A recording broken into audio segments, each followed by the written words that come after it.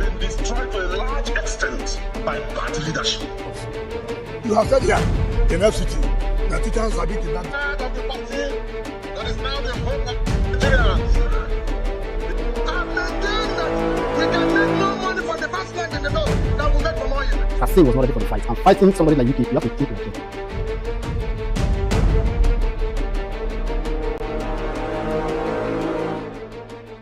Welcome to another exciting episode of Let's Talk Politics, a platform where we dissect politics, discuss political issues, examine governance, and discuss matters shaping the society. My name is Confidence Harry, and I'm your host. Today in my studio, I have with me a respected businessman and social commentator, Mr. Charles Cottrell. He is a proud son of River State. Together, we'll be taking an in-depth look at the political situation in River State, recent development within the APC, and what the future may hold for us as Rivers people. Mr. Charles, thank you for joining us in such a short notice. You're welcome to Capital TV. Thank you so much for having me for the first time. Okay, so your name is Mr. Charles Cottrell. Mm. Let's talk politics, especially politics concerning Rivers people, we as Rivers people, because we are Rivers people. Now, let's talk about the governor, Siminalayi Fubara. There has been different opinion about the leadership of Governor Siminalayi Fubara. Some people see him as a strategic political leader, while others view him as an administrator, than a politician. In your assessment, do you think that the governor is a politician or is just an administrator? What do you view the governor as? Okay, thank you for that wonderful question. We must address the governor as somebody that he is. When you say a politician, you must define a politician in real context, and then you must also understand where the governor, the category the governor falls into. The governor is a civil servant, and civil servants are not politicians. Before he became the governor, you must look at his trajectory, what he has become before he became the governor. So on that premise, can you define him as a politician? No. So the governor is not a politician, can never be called a politician, and should he be a politician? The governor is just an administrator, somebody who rules within the ranks of a civil servant to become the governor. So he's just an administrator, not a politician. So you're saying that the popular saying everybody has on their lips that the governor is not a politician is true, should be carried. Of course it is. It's not a politician. That's fine. So let's talk about the recent developments in the APC, the All Progressive Congress. Now, recently, we saw that the governor purchased his APC rerun nomination form, but later stepped down just days before the primaries. Now, while many people have described this as a sacrifice aimed at promoting peace, unity, and stability in River State, other persons, especially people from the opposition camp, are saying that this shows his lack of political courage to challenge the Minister of the Federal Capital Territory, Nyesom Wike, ahead the 2027 election. Now, what is your take in this development? Do you see it as a strategic move for peace and political maturity, or it is a sign of political weakness? Peace, maturity, and weakness. Yeah. These are the three words I'm taking to the bank. Okay. Peace, in the sense that before Sim became the governor, was there any dispute between himself and Minister Wike? No. So why are we discussing peace today? And the reason why we are discussing peace today is because there has been quarrel between himself and his greatest political benefactor. Okay. To your question, he purchased the APC form. I cannot categorically say that Governor Siminalayi Fubara purchased the nomination and express form to contest the 2027 election. I can't say that because I didn't see him at the APC headquarters purchasing the form himself. But we saw pictures of some of his allies who went to the APC headquarters to purchase a form on his behalf. So we can say that he got a form by proxy. Okay. By proxy in the sense that I don't want to be seen as somebody who purchased a form for reason best known to me. So I can send people to go get a form for me. So for that alone, it shows an act of mediocrity. You don't have the wherewithal to do what you want to do, but you want to pass through people to do it. But I will try to address your question holistically. I can't say it is strategic. I can't say his intent not to run or to step down was for peace to reign. Okay. You see, when we look at issues like this, we must look at it from both parties, from the beginning, how it happened, when it happened, and how it happened.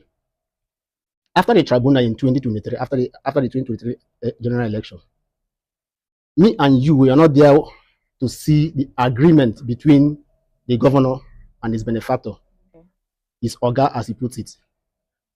But the minister has been saying that there's an agreement. Mm-hmm. That agreement has come to public domain, and people are commenting on it. So is it true that the governor actually signed to go for only one term? That should be the question. And if that question is not correct, is it also true that he signed an agreement to not contest for second term in the presence of the NSC and the president? So if that be the case, why would the governor want to go for a second term when you had this kind of agreement before the president and the NSC? So you sending people to go get the form, is you also betraying trust? Because your benefactor has been crying that you have betrayed the trust, and then you have gone ahead to make peace in front of the president and the NSC. So whether you like it or not, an agreement has taken place. People are witnesses to all of these things that has happened. So it is not incumbent on you, only on you to keep to those terms and conditions, that you're not contesting for second term. So if you come back to Rivers State after having those agreements in Abuja, and then you come back to Rivers State, and then some of your followers, some of them are actually overzealous. When you come down and they tell you, "Oga, no, you can fight this man," you know your strength. That's what they call SWOT analysis. And that's why I will always refer people to go read The Art of War by Sun-Tzu. You should know the fight you want to fight. Know your strength, your weakness, and know the opponent you're fighting against. Did you understand? If you do that, then you will know that this fight, I can win it. So if you cannot win it, why go into it in the first place? So you went into a fight you're not prepared for, because some persons who sees your benefactor as an enemy, they're pushing you. You went into the fight. Now you've lost the fight. Now, because you lost the fight, now you want peace. And that's where the peace is coming from. So by context, you're saying that the governor was pushed. He was pushed. Does not have a willpower of his own. Of course it does not. It does not. Take it anywhere, it does not. The governor of a state. A state as big as Rivers State. A state as big as Rivers State. Does not have a willpower of its own. Yes. It does not. There is one thing, you having power. Another thing is you knowing how to use power. Okay. We saw what Wike did with power as the executive governor of Rivers State. I am of the opposition then. We knew what we went through in the hands of Wike. Didn't you see the executive orders here and there signing that we cannot use public schools to campaign? That's the power of the governor. There is massive power in the hands of the governor to do what he wants to do. So you knowing your constitutional right as a governor of Rivers State and knowing how to use it is one thing, and you sitting on that chair is another thing. The governor does not have the wherewithal to fight the fight he went into.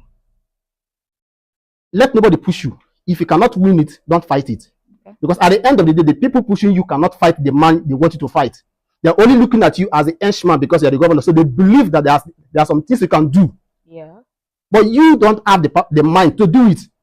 You're not a peaceful man.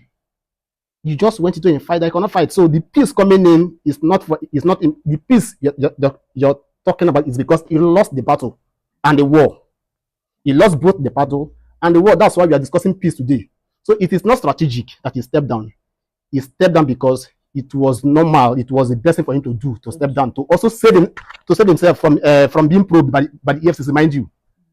Also, what you're saying is that if he had gone ahead to pick the form and it was clear, they would have probed him. You see, Or are you saying that the chances of him winning the 2027 election is slim? it's not slim.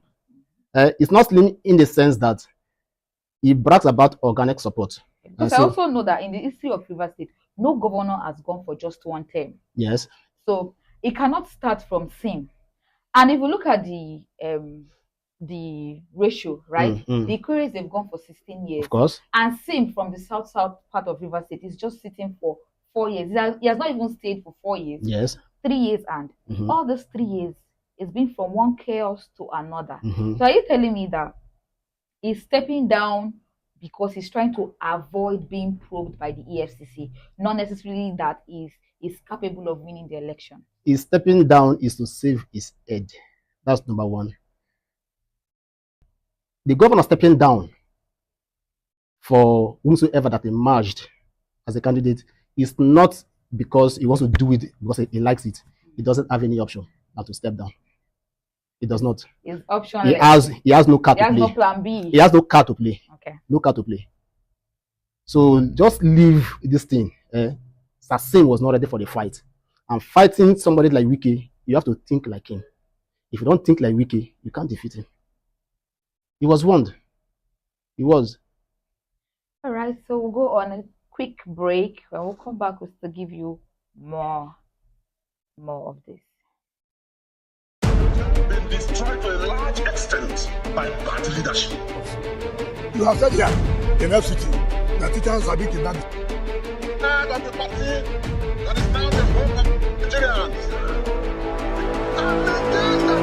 We can make more money from the first land in the north than we make from oil. Sassin was not ready for the fight. And fighting somebody like Wike, you have to think like him.